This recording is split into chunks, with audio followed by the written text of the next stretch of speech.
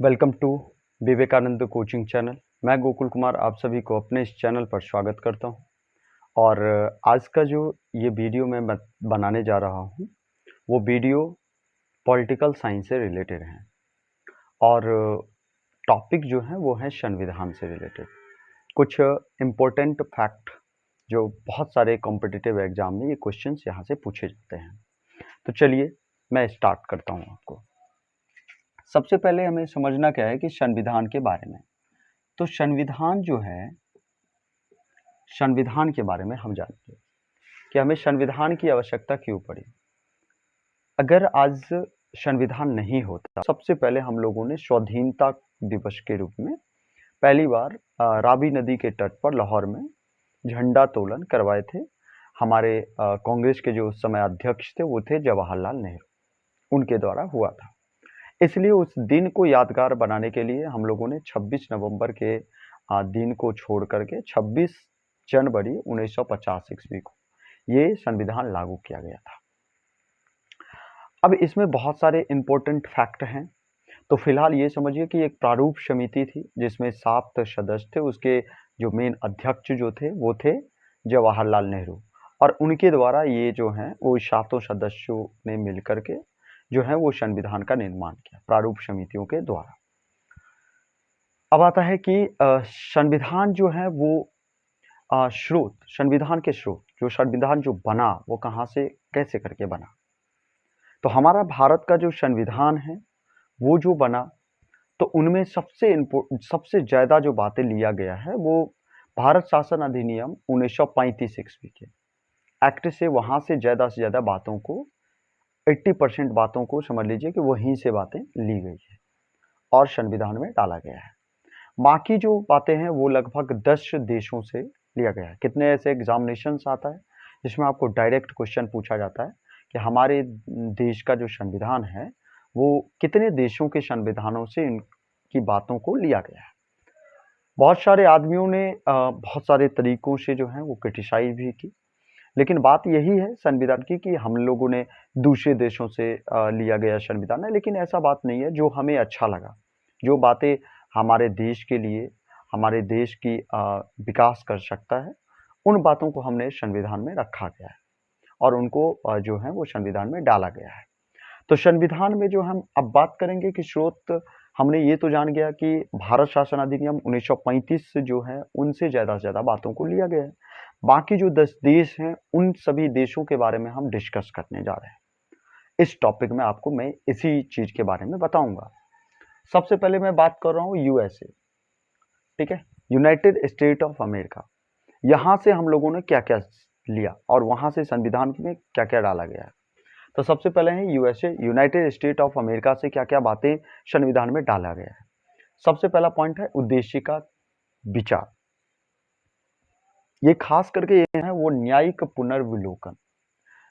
अब न्यायिक पुनर्विलोकन का मतलब क्या होता है? ये होता है क्या कि देखिए, जैसे कि हमें पता है कि संविधान के प्रमुख मेन जो 3 प्रमुख अंग हैं, एक है विधायिका जो कानून बनाती है, और दूसरा जो है वो है कार्यपालिका जो आदेश देती है या उसको घोषणा करती है। लेकिन तीसरा जो है वो है न्यायिक पुनर्विलोकन। अगर आप कह सकते हो कि इस अंग में जो अगर कोई अलग रहता है तो वो यही है, न्यायिक पुनर्विलोकन, जिसे हम क्या कहते हैं, न्यायपालिका कहते हैं। ये न्यायपालिका को एक ऐसी शक्ति दी गई है कि ये दोनों को खास करके जो उद्देश्य देता है, ये कोई भी ऐसा नीति लेकर के आते हैं सरकार, तो फिर उसका जो है जज जो है वो करेंगे न्यायपालिका। और न्यायपालिका को ऐसा शक्ति दिया गया है कि इन दोनों से ये विभाजन करता है और दोनों से अलग रहता है। क्यों? क्योंकि ऐसा हो सकता है कि विधायिका जो है वो जो कार्यपालिका के साथ मिली भगत हो सकता है, लेकिन न्यायपालिका के साथ नहीं हो सकता, क्योंकि जिसका सत्ता होगा, जिसका खास करके जिसकी सरकार होगी, हो सकता है कि उसकी उसी के बात को जो है वो उसी तरह के कानून बना हो और उसके बाद उसको लागू भी कर दिया जाए। लेकिन न्यायपालिका क्या करेंगे कि उसको जज करेंगे, उनको जो है वो करके उसके बाद जो है वो आप कह सकते हैं पुनर्विचार करके, पुनर्विलोकन करके फिर जो जनता के हित में होगी उस तरह की बातें करेंगे। अदरवाइज उस चीज को आपको वहां पे रिस्ट्रिक्ट भी कर सकते हैं न्यायपालिका। न्यायपालिका की स्वतंत्रता दी गई है। अब हमें पता है कि न्यायपालिका की स्वतंत्रता दी, क्यों? इसका अर्थ क्या है? ये भी बातें हम लोगों ने, ये जो डाला गया है संविधान में, वो न्यायपालिका भाग सभी देश की जो संविधान है, जहाँ कहीं भी संविधान है, वहाँ ये मूल अधिकार तो ये फिक्स है। ये जीने का एक अधिकार है, ऐसे समझ लीजिए। जैसे शिक्षा का, हमारे वो संविधान उसमें लगभग से 6 प्रकार के जो है संविधान है। पहले 7 था, लेकिन अब जो है वो संपत्ति के अधिकार को हटा दिया गया। तो अब जो टोटल संविधान में खासकर जो मूल अधिकार है वो 6 है टोटल। तो पहला जो है वो है समानता का अधिकार। वैसे मैं इस टॉपिक पे खास एक वीडियो आपको मैं डाल दूंगा। और तो इसमें पहला है समानता का अधिकार, जो 14 से लेकर के 18 तक के अनुच्छेद में ये वर्णित है। दूसरा है स्वतंत्रता का अधिकार, ये 18 के बाद 19 करके तक है। उसके बाद जो है शोषण के विरुद्ध अधिकार। तीसरा जो था वो था संपत्ति के अधिकार, लेकिन इसको हटा दिया गया। रीजन ये था कि संपत्ति के अधिकार को इसलिए इसमें से हटा दिया गया क्योंकि होता क्या था कि अगर सरकार को कोई ऐसा योजना लेकर के आना था, यदि कहीं पर मान लीजिए कि रेल की पटरी जो है वो बिछाना है सरकार को, या कहीं अस्पताल बनाना है, और वहाँ पे उस एरिया में जो है वो आपकी सड़क आ गया, सरकार अगर वहाँ की उस राज्य की या फिर उस जगह का डेवलपमेंट चाहता है, लेकिन लोग जो हैं जिसका खास पर्सनल अगर किसी का ज़मीन है, वो सरकार के हित के लिए देने के लिए तैयार ही नहीं था। ये वो कह रहा था कि लोग ऐसे कहते थे कि मेरा खुद का ज़मीन है, मैं क्यों सरकार को दूँ?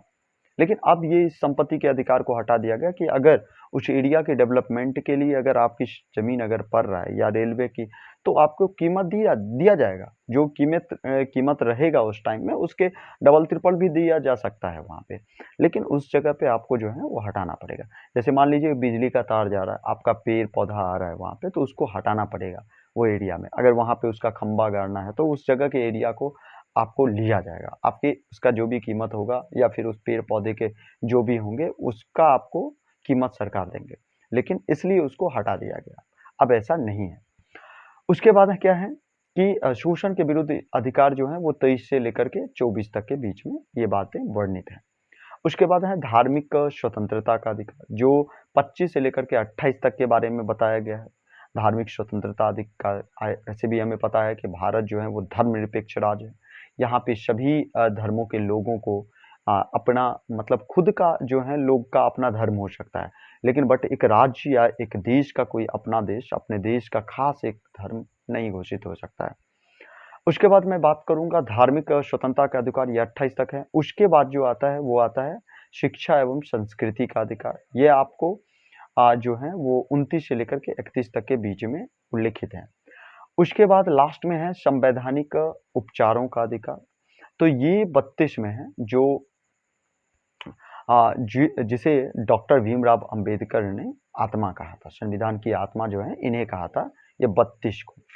तो इस तरह से हमने समझा मूल अधिकार के बारे में। उसके बाद राष्ट्रपति के पद का जो है वो निर्वाचन कैसे हो, नियुक्ति, इसके बारे में भी जो है ये यूएसए से ही है। उसके बाद बात आता है राष्ट्रपति पर महाभियोग।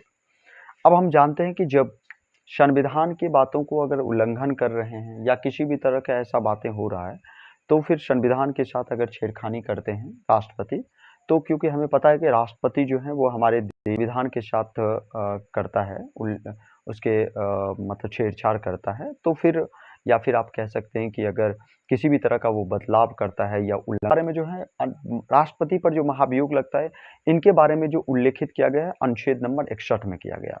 और इसमें जो है ये अनुच्छेद नंबर 61 के अंतर्गत ये बातें बताया गया कि अगर संसद अगर राष्ट्रपति पर जो है वो अगर महाभियोग लगा करके हटाना चाहते हैं, तो उसको 14 दिन पहले उनको ये बातें सूचना देना पड़ेगा। और संसद के जो दोनों सदस्य होते हैं, दोनों सभा के लोग होते हैं, लोकसभा या राज्यसभा के, उनके जो दोनों सदस्य के लोगों को टोटल मिलाकर के अगर 2/3, यानी कहने का मतलब जितना सीट होगा, यानी मान लीजिए कि 300 टोटल सीट हैं, ठीक है, मान लेते हैं, और इसके 2/3 है, मतलब हो गया कितना, इसको आप डिवाइड करो, यानी कहने का मतलब 200 आदमी, यानी 200 सदस्य अब वोट होना चाहिए क्या महाभियोग इस पर लगाए। अगर इस वो लगाएंगे तो फिर राष्ट्रपति पर क्या होगा कि महाभियोग लगेगा और वो राष्ट्रपति के पद से उन्हें हटना पड़ेगा। अब आता है बातें कि कनाडा देश से हमने क्या-क्या लिया? तो सबसे पहला पॉइंट है कि सशक्त या संघीय व्यवस्था। वैसे भी हमें पता है कि हमारा जो देश है एक कहने का मतलब है ये संघीय व्यवस्था का मतलब यही है कि देखिए एक रीजन क्या है संघीय व्यवस्था का, क्योंकि हमारा देश जो है वो बहुत सारी विविधताएं हैं। हमारे देश में बहुत भौगोलिक क्षेत्र जो है विभिन्न प्रकार के हैं, बहुत सारे कारण है, इसलिए संघीय व्यवस्था जरूरी है। तो संघीय व्यवस्था का रीजन यही होता है कि हमारा देश एक बहुत बड़ा राज्य है और जिसमें बहुत सारे राज्यों का इकाई जो है वो उसमें मिल करके एक संघवाद या संघीय व्यवस्था बनाई गई है। उसके बाद आती है राज्यपाल की नियुक्ति, जो राष्ट्रपति करता है। और राज्यपाल जो होता है वो हमारे ऐसे समझ लीजिए कि जैसे हमारे देश में राष्ट्रपति होते हैं वैसे ही राज्य में जो है वो राज्यपाल होता है। जो भी शक्तियां राष्ट्रपति को होता है वही जो है वो राज्यपाल को होता दिया गया है। उसके बाद एक और पॉइंट है कि कनाडा से ही अवशिष्ट शक्तियां लिया गया है। अवशिष्ट शक्तियां का मतलब यही है कि ये एक एक्स्ट्रा विशेष शक्तियां हैं जो खास करके केंद्र सरकार के हाथ में होती है।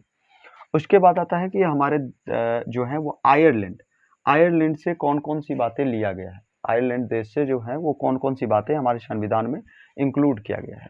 तो पहला है नीति निर्देशक तत्व। तो राज्य के नीति निर्देशक तत्व को लिया गया है कि अगर राज्य सरकार किसी भी तरह का प्लान लेकर के आता है तो राज्य की जनता को देखते हुए उस तरह की प्लान को वो कर सकते हैं। ठीक है। उसके बाद है राष्ट्रपति का निर्वाचन पद्धति। तो राष्ट्रपति का निर्वाचन पद्धति जो प्रोसेस है वो भी हम लोग जो जिसके द्वारा राष्ट्रपति का नियुक्ति होता है, निर्वाचन होता है, तो ये निर्वाचन जो है वो आयरलैंड देश से ही ये लिया गया है। उसके बाद राज्यसभा में जो कुछ सदस्य जो हैं वो का नामांकन होता है, ये बातें भी आयरलैंड के देशों से ही लिया गया है। इस तरह से और भी बहुत सारे ऐसे देश हैं कि और किन किन देशों से और क्या क्या बातें लिया गया है। तो इसके बाद जो है वो ब्रिटेन से, और हमें पता है कि हम लोग जो थे वो ब्रिटेन के गुलाम थे, उपनिवेश थे। तो यहाँ से भी हमने इनके भी देश के संविधान से भी हम लोगों ने कुछ कुछ लिया है संविधान में। तो क्या क्या लिए हैं तो संसदीय शासन प्रणाली ये ब्रिटेन से लिया गया है। ठीक है, हमारे ब्रिटेन के संविधान से ही लिया गया है। नेक्स्ट जो है वो और इनके प्रमुख जो हैं वो प्रधानमंत्री होंगे। उसके बाद विधि का शासन मतलब ये है कि हमारे देश के अंतर्गत कानून के को लेकर के एक समानता होगी। यानी कोई भी व्यक्ति हो, किसी भी धर्म हो, जाति हो, किसी भी रंग लोग हो, उनके जो है वो भी तरह भेद नहीं करेंगे उनके आगे। बाद है नागरिकता। एक नागरिकता का मतलब यही है कि पूरे देश में नागरिकता होती है। ये भी हम लोग ब्रिटेन से ही लिया गया है। हमारे संविधान में ब्रिटेन से ही लेकर के इंक्लूड किया गया कि एक नागरिकता होगी का मतलब ये है कोई भी किसी भी राज्य के जो लोग हैं उनको जो है नहीं है कि बिहार राज्य के कोई व्यक्ति उसको जहाँ पे नागरिकता प्राप्ति है वो दूसरे राज्य के लोगों जो है वो नागरिकता नहीं, सबको एक ही है और सभी को एक ही राज्य का एक जो है देश में ही जो है उन्हें नागरिकता प्राप्ति होगी।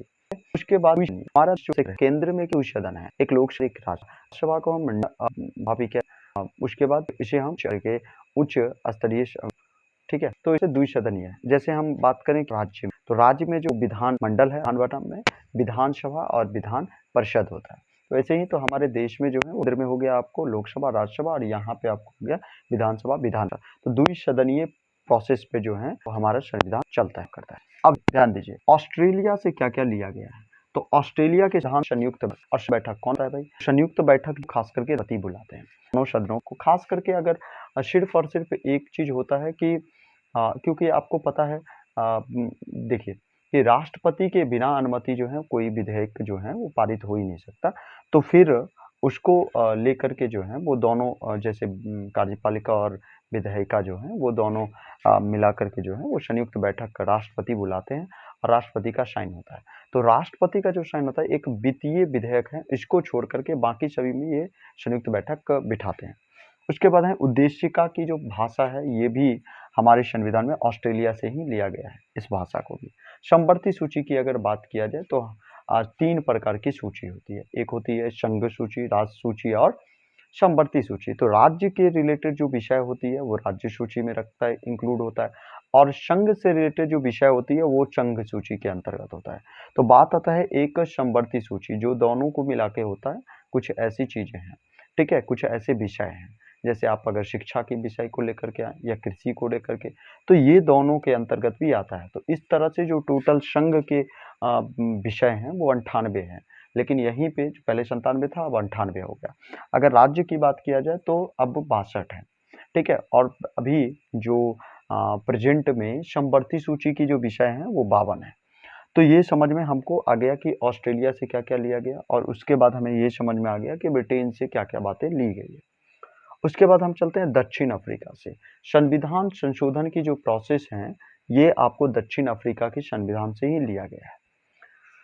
उसके बाद बात आता है जर्मनी से। जर्मनी से बातें जो ली गई हैं, आपातकाल का जो उपबंध है, वो चीज़ें बातें जो हैं, हम लोगों ने जो हमारे संविधान की में जो है, वो जर्मनी से ही इंक्लूड की गई है। तो आपातकाल के बारे में मैं थोड़ा छोटा-सा क्लिप आपको बता दूँ कि 3 प्रकार के आपातकाल होता है। एक होता है 352, अनुच्छेद नंबर 352, 300, आपको 56, 360।